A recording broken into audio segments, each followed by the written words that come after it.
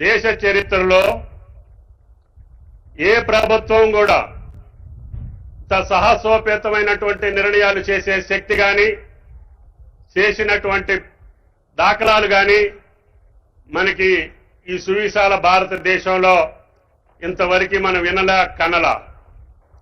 ఈనాడు సాక్షాత్తు కేంద్ర ప్రభుత్వంలో ఉన్నటువంటి ప్రభుత్వ పెద్దలు కూడా తెలంగాణ రాష్ట్రంలో జరుగుతున్నటువంటి రైతాంగానికి ఇచ్చేటటువంటి భరోసా రేవంత్ అన్న గారు కేవలం సంవత్సరన్నర కాలంలో చిన్న రాష్ట్రం, విధ్వంసమైనటువంటి రాష్ట్రం, సంక్షోభంలో ఉన్నటువంటి రాష్ట్రాన్ని సంక్షోభం నుంచి సంక్షేమ దిశగా, విధ్వంసం నుంచి వికాస దిశగా అన్ని రంగాల్లో కూడా గుండె ధైర్యంతో ప్రజలు ఇచ్చినటువంటి శక్తి సామర్థ్యాలతోటి వారిచ్చినటువంటి అధికారాన్ని తూచా తప్పకుండా తెలంగాణ ప్రజల కోసం, తెలంగాణ రైతుల కోసం, తెలంగాణ పేదల కోసం, తెలంగాణ యువకుల కోసం, తెలంగాణ కార్మికుల కోసం, తెలంగాణ విద్యార్థుల కోసం సర్వస్వం ఆయన కష్టపడి ఈ ప్రభుత్వాన్ని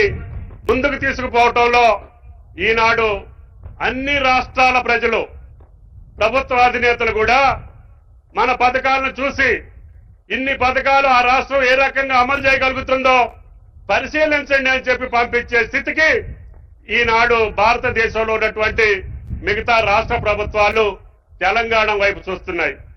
అందుకనే రాహుల్ గాంధీ గారి యొక్క ఆశీస్సులతో వచ్చినటువంటి ఈ యొక్క తెలంగాణ ప్రభుత్వం ఆయన కోరిక మేరకి ఆయన ఇచ్చినటువంటి సూచనలకు అనుగుణంగా కష్టమైన, నష్టమైన, ఇబ్బంది వచ్చినా రైతాంగాన్ని మరవకూడదు, రైతాంగం సుభిక్షంగా ఉంటేనే దేశం సుభిక్షంగా ఉంటుందని రాజీవ్ గాంధీ గారు ఇచ్చినటువంటి సూక్తులకు అనుగుణంగా ఆయన పాదాల చెంతన ఈనాడు ఇది మనం చేసుకునే సంబరాలు కాదు, ప్రభుత్వం చేసేటటువంటి సంబరాలు కాదు. పొలాల్లో, గట్ల మీద, చేలల్లో రైతులు చేస్తా ఉంటే ఆ రైతు సంబరాల్లో భాగం పంచుకునేటట్టుగా అంట ఈ ప్రభుత్వ అధినేత రేవంత్ గారి ఆధ్వర్యంలో మేమందరం మీ ముందు నుంచున్నామని చెప్పి మీకు ఈ సందర్భంగా మనం చేస్తున్నాం. అందుకని ఈనాడు కొంతమంది కన్ను కొడుతా ఉంది, కొంతమంది కడుపుప్పు పోతా ఉంది, కొంతమంది కళ్లల్లో నుప్పులు పోసుకుంటున్నారు. ఎందుకో తెలియదు.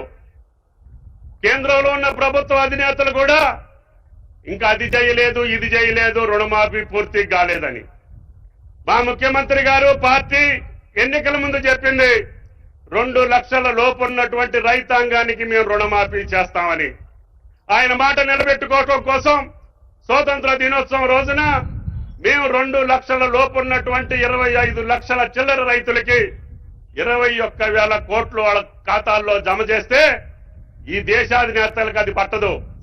రుణమాఫీని గురించి ఆలోచించినటువంటి ప్రభుత్వాలు, పార్టీలు మా రుణమాఫీని గురించి విమర్శించే నైతిక హక్కు భారత ప్రభుత్వంలో ఉన్నటువంటి ఏ నాయకుడికి లేదు అని చెప్పి ఈ సందర్భంగా విజ్ఞప్తి చేయదలుచుకున్నాం. మీరు కూడా చేయండి. మేము 2 లక్షలు చేస్తే మీరు 4 లక్షలు చేయండి. మా రైతులు సంతోషిస్తారు, దేశంలో రైతులు సంతోషిస్తారు. ఆనాడు మన్మోహన్ సింగ్ గారున్న నాయకత్వంలో అయింది తప్ప మళ్లీ రుణమాఫీ చేసినటువంటి ప్రభుత్వం రేవంత్ రెడ్డి గారి ప్రభుత్వం తప్ప ఇంకొకటి కాదు అని చెప్పి మీకు ఈ సందర్భంగా మనం చేస్తున్నాం. అదేవిధంగా మేము కూడా మళ్లీ యొక్క రైతు భరోసాని ఇవ్వాలని చెప్పి ఆనాడు గత ప్రభుత్వాలు ఎన్నికల పేరు చెప్పో, ఎన్నికల కోడ్ చెప్పో నాట్లప్పుడు కాకుండా కోతలయ్యేదాకా కూడా ఇవ్వనటువంటి పెద్దలు ఈనాడు మా రైతు భరోసాని విమర్శిస్తున్నారు. వాళ్ళు గతంలో చూసుకుంటే 18లో మొదలుపెట్టినటువంటి రైతు బంధు ఏనాడు కూడా 4 నెలలు 5 నెలలకి తక్కువ ఎప్పుడూ వేయలేదు.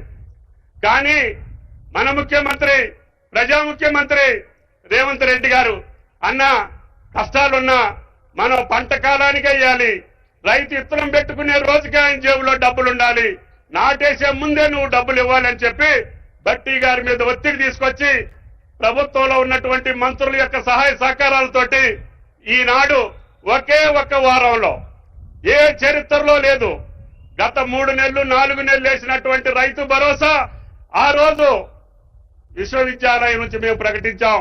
ముఖ్యమంత్రి గారు 9 రోజుల్లోనే 9,000 కోట్లు వేస్తానంటే అందరూ కొద్దిగా అపహాస్యం చేశారు.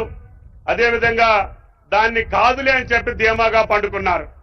కానీ ఈ రోజు సాయంత్రం లేచి అరే ఇది ఎట్లా సాధ్యపడింది, రేవంత్ రెడ్డి గారు చేసేటటువంటి ఈ కార్యక్రమం నిజంగా జరిగిందని వాళ్ళు లేచి మేలుకొని తెలుసుకునే లోపులోనే 9,000 కోట్లు ఈ రోజు రైతుల ఖాతాల్లో సుమారు 70 లక్షల మంది రైతుల జేబుల్లో ఇందాక సుల్తానియా గారు స్విచ్ ఆన్ చేసి ఇక్కడికి వచ్చారు అని చెప్పి కూడా మీకు ఈ సందర్భంగా మనం చేస్తున్నాం. అందుకని ఈ ప్రజా ప్రభుత్వం కష్టాలున్నా ఇబ్బందులున్నా మాట తప్పని ప్రభుత్వంగా నిలవాలని మాకు ఇంకా అనేక కార్యక్రమాలు పథకాలు ఉన్నాయి. భట్టి గారు ప్రకటించేటటువంటి పథకాలు ఇంకా చాలా ఉన్నాయి. మేము పాత ప్రభుత్వంలో చేసినటువంటి ఏ ఒక్క పథకాన్ని కూడా రద్దు చేయలే. పేదలకి కావలసినటువంటి అన్ని పథకాలను కొనసాగిస్తూనే మేము ప్రకటించినటువంటి పథకాలను కూడా ఈనాడు కొనసాగించేటటువంటి శక్తి ఈనాడు ఆ భగవంతుడు ఈ ప్రభుత్వానికి రేవంత్ రెడ్డి గారికి ఇచ్చారని చెప్పి మీకు ఈ సందర్భంగా మనం చేస్తున్నాం. అది మీరు తెలంగాణ రైతాంగం ఇచ్చినటువంటి శక్తి, మీరిచ్చినటువంటి బలం. అందుకనే గ్రామీణ తెలంగాణ మా గుండెల్లో ఉంటది. ఎన్ని కష్టాలు వచ్చినా సరే రైతాంగాన్ని మర్చిపోయే ప్రసక్తి రాదు అని చెప్పి కూడా మీకు ఈ సందర్భంగా మనం చేస్తున్నాం.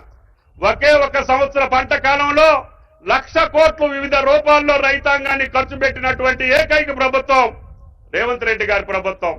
దానికి లెక్కలన్నీ చెబితే మీ జీవితకాలం పాలించినటువంటి ఏ రాష్ట్రం కూడా 10 సంవత్సరాలు పాలించినటువంటి గత ప్రభుత్వ కాలంలో కూడా 1,00,000 కోట్లు రైతాంగాన్ని ఖర్చు పెట్టినటువంటి చరిత్ర మీకు లేదు.